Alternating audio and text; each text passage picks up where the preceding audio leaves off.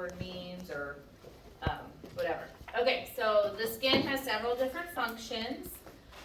First, it serves as a mechanical barrier, so it helps keep harmful substances out. You know, if we spill something that's toxic, you know, on our skin, as long as we wash it off and or brush it off, then it helps to not go down into the other layers or damage other parts of our body that are inner. Of course, it protects internal structures from things like injuries, sunlight, viruses, bacteria, we call those pathogens. It participates in the immune response, so whenever we get a break in our skin, we have cells in our skin that activate the immune system and then kind of wall off if there's an infection.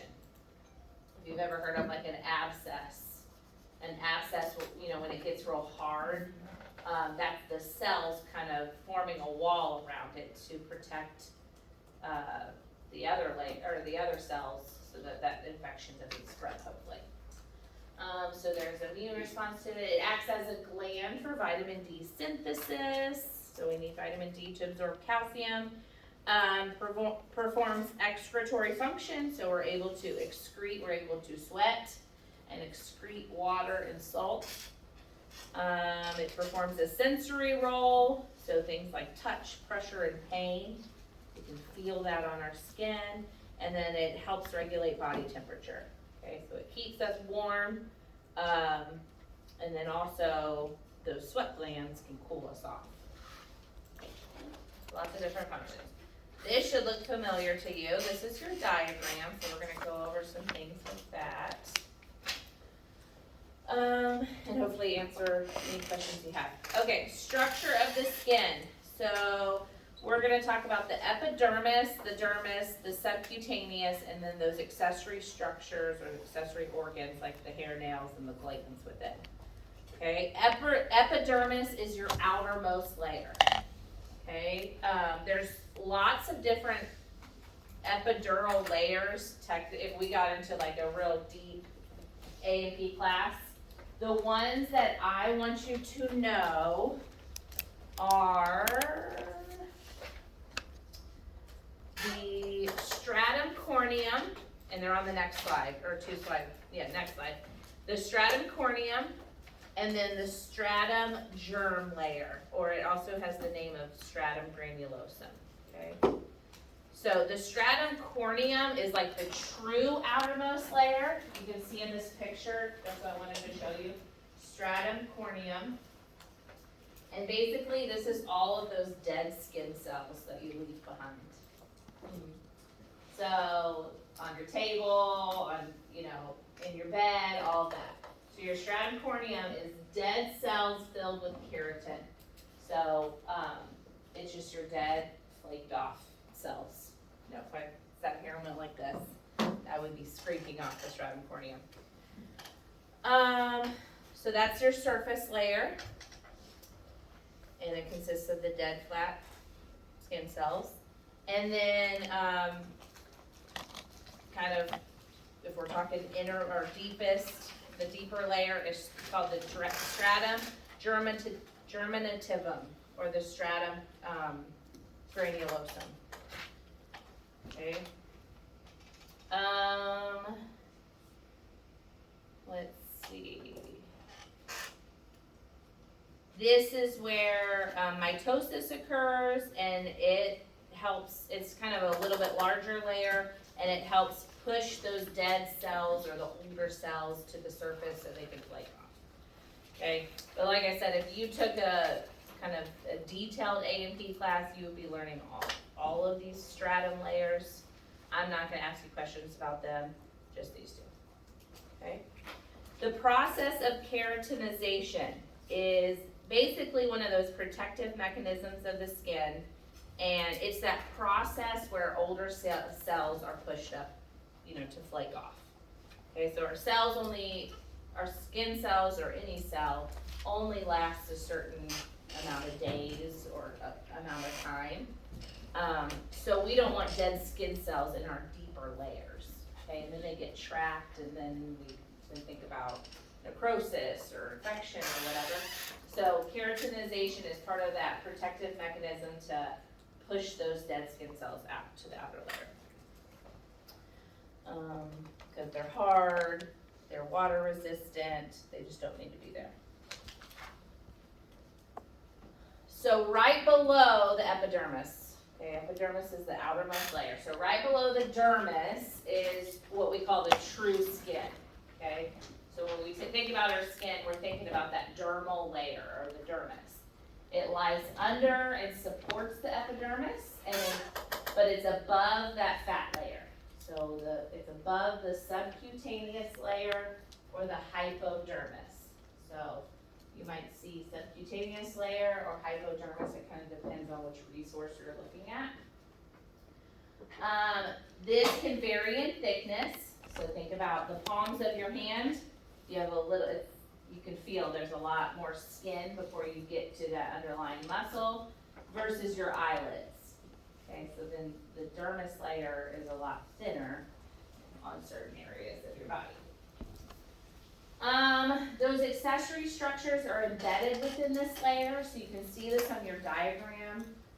So that's why I still use the diagram as an assignment, even though I don't put it on a test or anything, because I think it's good for a lot of you guys to see that.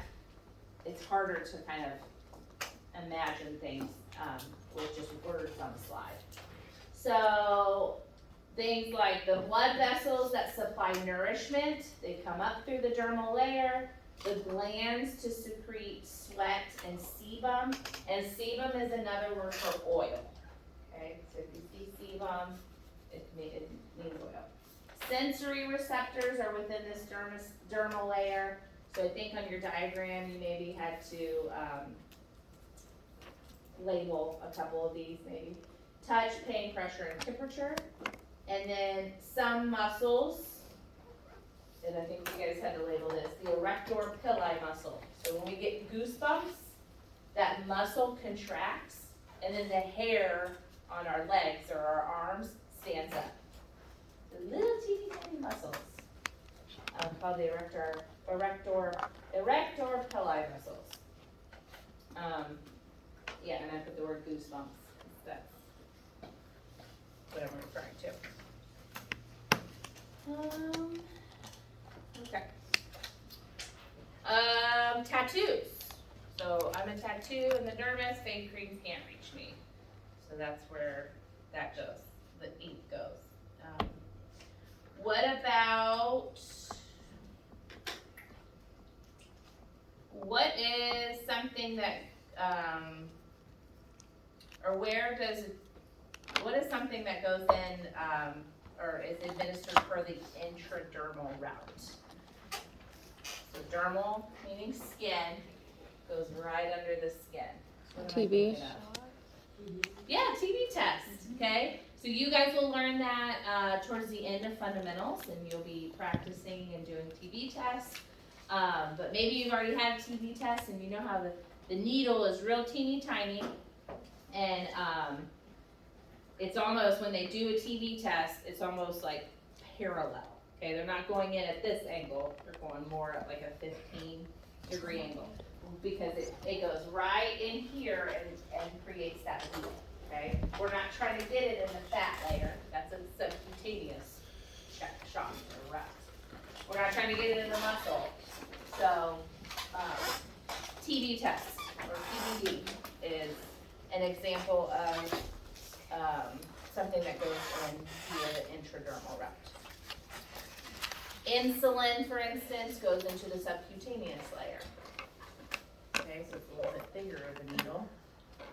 And then, like your flu shots or COVID, that goes into our muscles. So that's more like a 90-degree, bigger needle. Okay. So right under the dermal layer is the subcutaneous layer. I can't remember this book, but I know I've seen it a lot. It also is called the hypodermis. So sometimes it is considered a part of the integumentary system, so I just go ahead and include it. It's the tissue that lies beneath the skin. It is highly vascularized, okay? So this can be confusing for students. So this is where the blood vessels kind of derive, and they go up through the dermis, okay? So we talked about the blood vessels in the dermal layer, and they are. That's where the ends of them are. But they derive, or they start from here. Highly vascularized. Two main roles: insulates body from extreme temperature changes, and it's connective tissue, so it connects and anchors the skin to its underlying structures.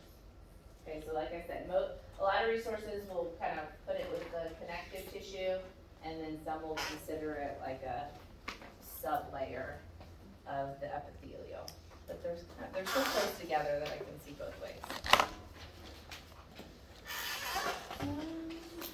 Alright, so let's go through these. So each one is either part of the epidermis or dermis. So when I say tightly packed epithelial cells, what do you think it's talking about? Tightly packed epithelial cells. Epidermis? Like dead skin cells. Epidermis. Yep. Yep. It doesn't say dead skin cells, but they're tightly packed, and they're those cells that flake off. Okay, where are nerves located? The dermis. Yep. Where, when I say keratin? Epidermis. Yep. So that process of keratinization, where the dead skin cells flake off, they're expired, they flake off. That would be more epidermis if you had to choose that. Follicles, so like hair follicles would be the dermis. Okay. Sebaceous glands. Dermis? Yep, the dermis. And then apocrine glands, we'll talk about this. This is a type of sweat gland. Apocrine glands are a type of sweat gland. So where are glands? In the dermis, yep. All right, skin can absorb many chemicals, so this is one way of medication administration, drug delivery system. But it also has the danger of absorption of toxins, okay? So it can serve as a protective mechanism, but if it's very harmful to the skin, it'll go right through it. So how do we protect ourselves when we're delivering any type of medication that we don't want on our skin? Gloves. Gloves. Yep. PPE, personal protective equipment. All right, skin color. So skin color determined by genes, physiology, sometimes pathology. So let's think about what if someone is having liver issues? What color do they typically turn? Yellow. Yeah, and that's called, does anybody know what it is? Jaundice. Good. Okay, so some of these connections that I can make hopefully helps. Okay, so that would be an instance of pathology. Okay, so if they have liver disease or hepatitis, which affects the liver, then when they're kind of in those end stages, they turn jaundice. Okay, and they have a yellowish tint. Let's see. Okay, a dark pigment. So those that have a dark pigment to their skin has to do with melanin, and they are secreted by melanocytes. And I'll write that word up here. Melanocytes or melanocytes, however you want to say it. Okay, so it has that word melanin in it. Okay, so all of us have melanocytes. It just depends on how much melanin is secreted by them. So obviously, the more melanin, it's a dark, has a darker skin color. Did you know that everyone has the same amount of these cells? Again, it just depends on how much melanin is secreted. When we have melanocyte function, or malfunction, I mean, this would be an example of like freckles and moles. So I've got moles. Those are kind of just every year. Got moles. So I've got places on my body where it I'm pale everywhere else. But that's where my melanocytes, Look at you. those in that particular area, secrete a bunch of melanin. Okay? So it takes it from everywhere else. And I'm porcelain. I saw my husband. Because I'm a white. And then I've got moles. A yellow pigment to, what did I want to say about that? Yellow pigment can be carotene. This usually comes from veggies. So think about all of your orange and your yellow veggies and food. Usually though, in most people, the melanin overshadows the carotene's tint. So someone who does, have a rich diet of squash and carrots and all those like yellow and orange fruits, usually they're not yellowish just because they eat that. Usually the melanin kind of overshadows it, but it can. If someone were to eat a lot of those veggies, like we're talking a lot, then it could overshadow, and they could have a yellow pigment. And I tell you that too because, typically when we see someone that has a yellowish tint to their skin, we think, oh my gosh, there's jaundice, or you want to look into that. But we do want to ask about diet and kind of figure that out. Let's see, talking about melanin, like when we're out in the sun, the UV rays boost the melanin production, and then that's why we get tan. Okay. Is it good though to be out in the sun without sunscreen or be in tanning beds? No. Okay, good. Because it can alter those melanocytes and cause melanoma, which comes from the melanocytes. Okay.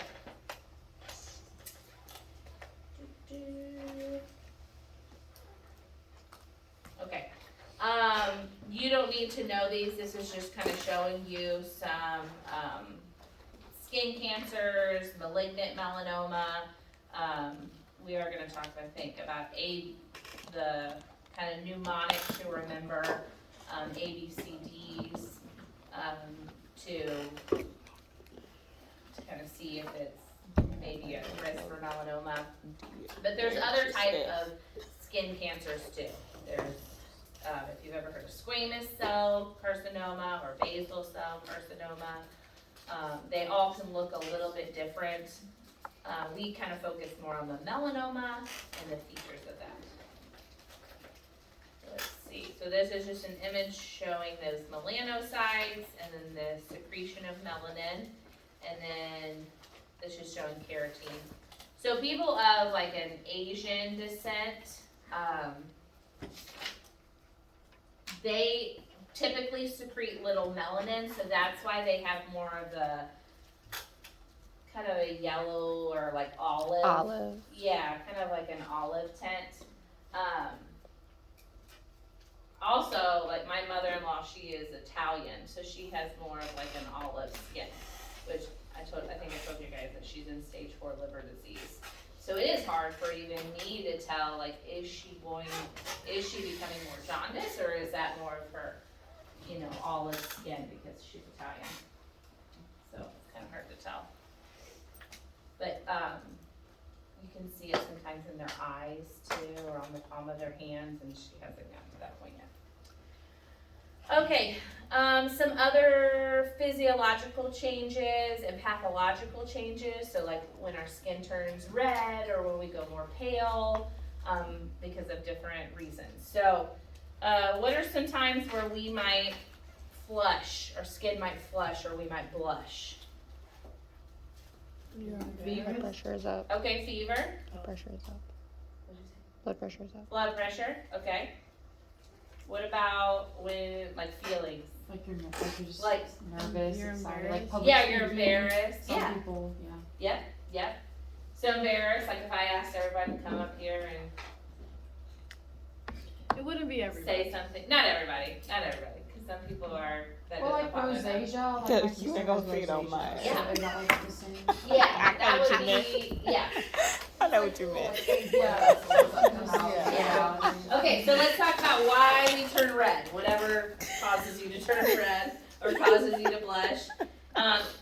What happens physiological in our body is our blood vessels dilate. You guys know what dilate versus constriction means, right? So dilate means to open up. So the blood vessels dilate, and so that blood flow to the dermal layer is increased, okay?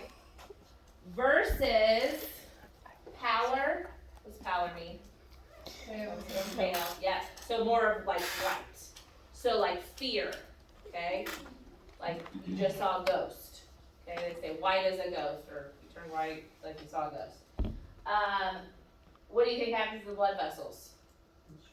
They constrict, and therefore blood flow to the dermal layer is constricted. Does that make sense? Either our blood vessels dilate, or they constrict, or they can at certain times, certain feelings, okay? So those are examples of physiological changes. Pathological changes, cyanosis, or a bluish tint. What is that caused by? Lack of oxygen. Lack of oxygen, okay? So, babies born where, maybe the umbilical cord was wrapped around their neck and they were born, and they may be blue babies, okay? That means they had lack of oxygen. But also, like, if we were taking care of a patient who was in respiratory distress, maybe they were choking on something, maybe, they had some sort of underlying respiratory disease or infection or something. We would wanna make sure we do our good physical assessment and look at their skin color. Is it normal for them? Or is it because of a pathological or physiological change, okay? Does their lips get super blue? Huh? Like their lips are like Yes. gray, blue. So their lips can get blue, their nose can get blue, sometimes ears can get blue. So yeah, that's a sign of respiratory distress, and as nurses, we look at everything, okay? Not only do we listen, but we also, look at their skin. It can tell us a lot. We talked about jaundice or yellowing, so that's typically liver stuff. Also babies born with a high bilirubin level, okay, they can be jaundice, so they gotta sit under one of those bilirubin lights. That happens quite a bit. And then, does anybody know what ecchymosis means? You ever heard that term? It's just a fancy term for a bruise, okay? So, if I were to walk and run into a table, I get bruises pretty easy on my leg. It starts turning like black, blue, all kinds of colors, all the colors of the rainbow. That's broken blood vessels, okay? So it's a bruise. Yep. So obviously, if you've got bruising all over your body and things like that, then that tissue is really damaged and those blood vessels are damaged. But okay, and then just another one to add to that is diet. So certain things in our diet, like rich foods and veggies, can also change our skin color. You gotta eat a lot of stuff though to change it. But I've heard of people, which I don't like beets, but my husband likes beets. I think they taste like dirt. I can try anything, but there's something about beets that are like, literally like going out to the garden just eating this scoop of dirt. But I have heard of people eating a lot of beets, or a lot of like red foods, and then their skin turns like more of a reddish color. So that can happen. We always want to kind of investigate as far as diet, and too much of anything is not good, right? All right, hair. Another accessory structure is hair. Let's see. This has kind of been one of our like adaptive features, but a long time ago we used to have a lot of hair to keep us warm, but now we've kind of adapted and things have changed. So today most of the hair on our body is very fine, Only in certain places would it be a little bit more coarse. The function of hair is to detect and protect. So detect things like if a bug is on your skin, okay, like a mosquito or something like that, or if a bug is crawling on your skin, the hairs can detect there's something on your skin that you need to push away before it stings you or bites you or goes under your skin. Now mosquitoes. Yeah. And then it also serves to protect you. So like our eyelashes protect our eyes from, things getting in. Our hairs in our nose and our ears hopefully trap things from going inward. So hair does have a protection and a detection feature. And also protects our body, body temperature. So like a long time ago, you've probably seen pictures, people had a lot more hair on their body. Hormones affect its growth. So, like when we're talking about the onset of puberty, estrogen and testosterone are to blame for hair growth in certain areas of our body. Do you guys know, this is probably on a slide somewhere, do you know the term for loss of hair? Alopecia. Alopecia, yep, alopecia. So hair loss. So certain medications, certain conditions can cause alopecia, which means hair loss. And typically we're talking about this hair, not like hair on the body. Melanin, again, influences color. So the reason why we all have different color of hair, see, all of my melanin was secreted with these melanocytes and then left off of the rest of my skin. And then the hair arises in the epidermis. So it comes up through, it's rooted in the dermal layer, but it arises and comes up through the epidermis. That's why we can see it on the outside of our skin. Okay. There's lots and lots of things with hair. I'm sure that your book talks about.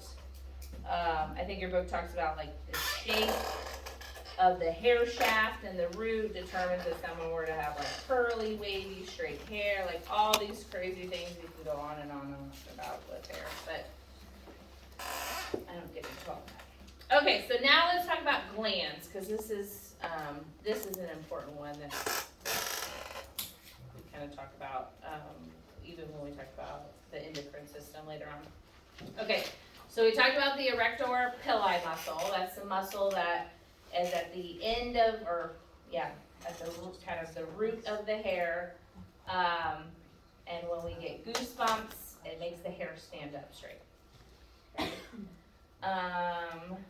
Let's see, sebaceous glands. So sebaceous glands are oil glands. They secrete sebum. And a good example of this is, when a baby's born, some babies are born and they're cheesy, like they're a cheesy baby. That's called vernix caseosa. You'll learn more about that in OB. But for whatever reason, their mom had a lot of like sebum and sebaceous gland activation or whatever, and so baby got it. And babies, sebaceous glands too. Blackheads, your book talks about whiteheads, blackheads. So blackheads are when sebaceous glands become blocked and dried out. Okay, and then sudoriferous glands. There's two types of sudoriferous glands. Sudoriferous glands are your sweat glands. I always remember that as sweat has an odor, right? When we sweat, when we're really sweaty, we have an odor, and that kind of sounds like, kind of has the word odor in it. So sudoriferous glands are sweat glands. Sebaceous glands are oil glands. There's two types of sudoriferous glands, apocrine and eccrine. Okay, apocrine glands, what did I want to say about those? Oh, I have it on the next slide. Okay, we'll talk about those specifically in a minute. Well, we'll distinguish between those two. Exocrine glands, we talked about, it's where it's sebaceous and pseudoreferous glands. Whatever exit, their contents or substances exit to the outside of the body. So these are just two examples of exocrine glands. And I just answered this question. Both glands are exocrine because they secrete their substances to the outside of the body. Alright, so here's the difference between those two pseudoreferous glands or sweat glands. Apocrine glands are associated with hair follicles. They're more active in puberty, and these are the ones that are most prominent in the axillary and the genital areas, and these cause the most like body odor. Okay, that's why we have deodorant, and that's why we wash every day. So these are glands in those two areas. They cause like the most, or if someone, you know, if you're like, oh, got a lot of body odor, it's probably these glands to blame. Eccrine glands are not associated with hair follicles. They're found all throughout the body, and their major role is temperature regulation. Okay? Not to say that these areas or these glands don't sweat, but these are like all over your body. You know, like some people sweat, you know, more on their back or on their face or their forehead. That's where it's going to be more of the eccrine glands. We have what we call modified sweat glands. So those would be like mammary glands, and ceruminous glands are the ones in our ears that produce earwax. So those are just examples of those. But I think this was one of these was on your terms for midterms. So it's in your book, but it's not like bolded and really obvious in your book when you talk about these. So.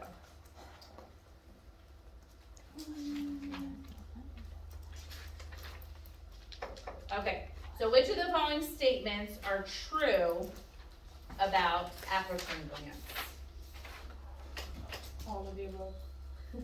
Okay, so they can be classified as pseudoreferous. So yes, apocrine is a type of pseudoreferous or sweat gland. They are found primarily in the axilla and genital regions, that's true, and they secrete substances that have strong odor. So that answer would be all of the above. Maybe you could remember apocrine starts with an A, and then axillary starts with an A. Okay. Blackheads can result from the blockage of which of the following glands? D. So, what'd you say? D. No. Not D. B. So sebaceous are your oil glands. So typically, like when you have blackheads and whiteheads, they're not sweat glands blocked, they're oil glands blocked, okay? During puberty is typically when, you know, we have more acne, and that's when these sebaceous glands are more active, and so then we have more like whiteheads and blackheads, some of us more than others. But yeah, these are sweat glands. These are oil glands. Lacrimal is your eye. Okay, like your lacrimal duct is where your tears come. And then ceruminous is your ear wax. Cerumen is ear wax. Okay. This is your pressure receptor. So I can't remember, oh yeah. On your diagram, I think you label that, which if you put pressure receptor, that's fine. And some of those you might have had to Google if it wasn't like in the book, and that's okay. Okay. Let's see, what would sebaceous be? Which letter? Oil gland. Yep, G, oil gland, good. So make sure you know the difference between sebaceous, sudoriferous. Okay, waterproofing. What do you think that goes with?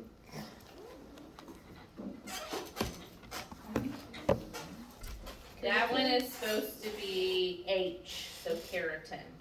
Okay, so like our skin cells help the water just float off, and especially the dead skin cells, they don't soak in because they don't have that function anymore because they're dead.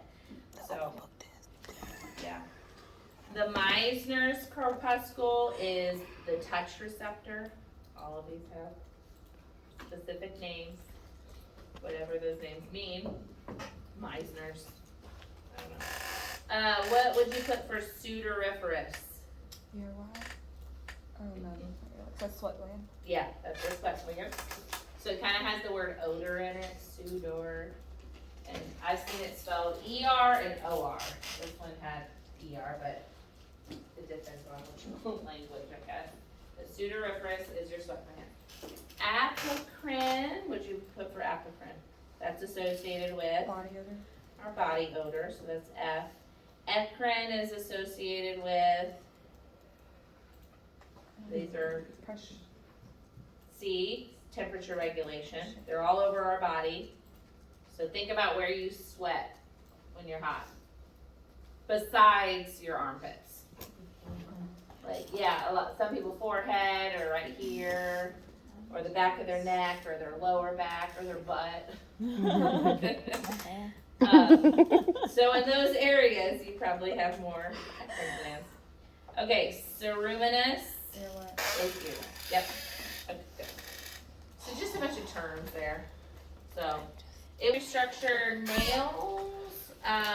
So nails are thin plates of stratified squamous epithelial cells. So your nails is just a concentrated area where there's a lot of cells. They contain a very hard form of keratin. So again, like that waterproofing mechanism.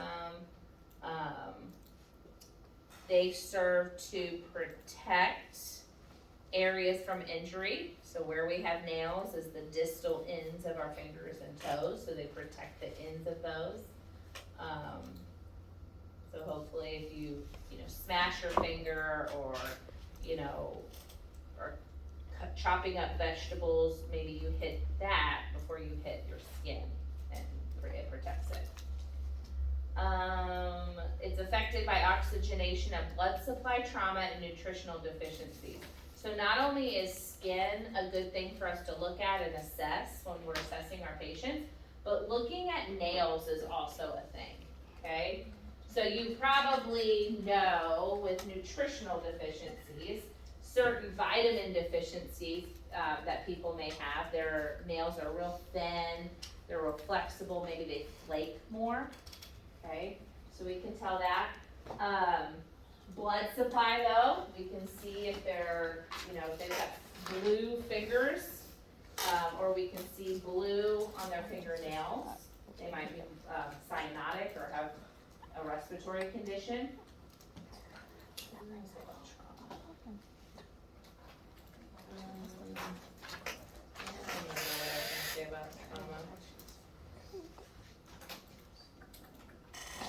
I might come back and get some.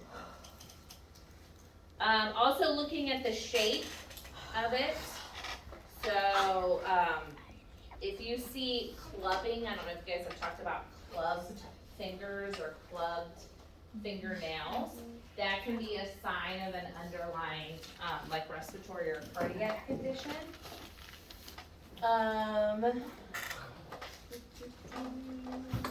If they're curved, it can be a sign of a chronic cardiac condition as well. So we want to look at shapes of nails, colors of nails, things like that.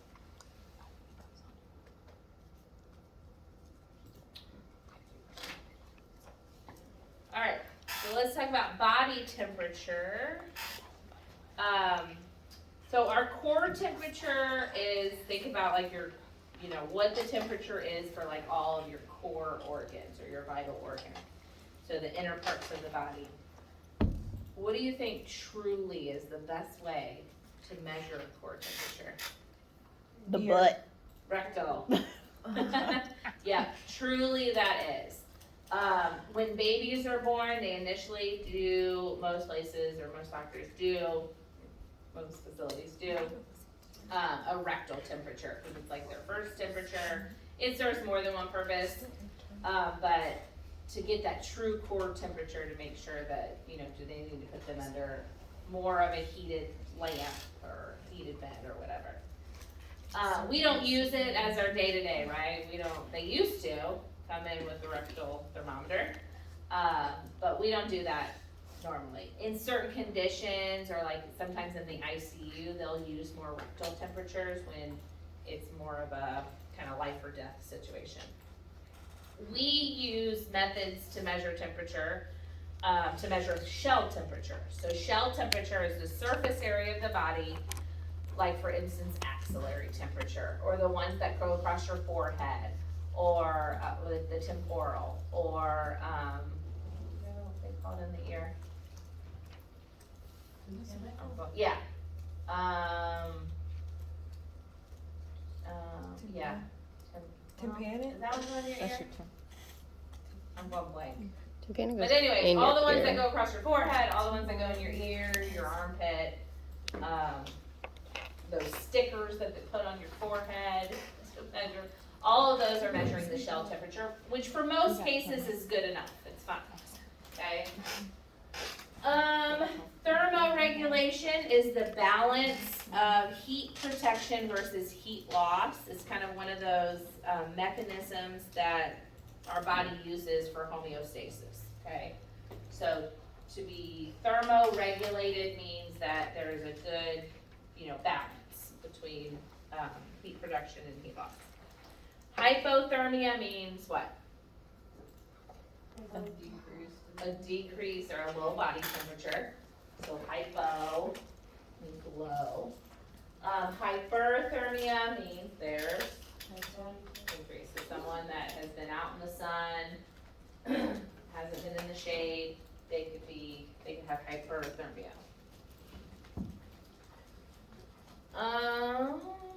Let's see, heat production can be affected or caused by several different things. Our metabolism helps to heat our body, and it occurs within our cells.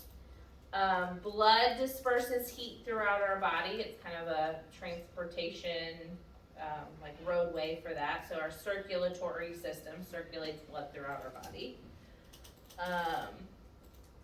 So someone who has hypothermia, we would expect them to have a fast pulse rate because their circulatory system is trying to, in a way to warm up their body, it's trying to pass it through really quickly and warm it up because their blood flow. Most heat is produced by muscles, the liver, and endocrine glands. So that's just kind of an extra thing. So, when you're cold, I say, get up, move around, okay? Well, when you're tired too. But if you're sitting there cold, but then you move around, your muscles generate heat. And then they are affected, also, these glands are affected by food, not glands, muscles, liver, and endocrine glands. Affected by food consumption, hormones, and then physical activity.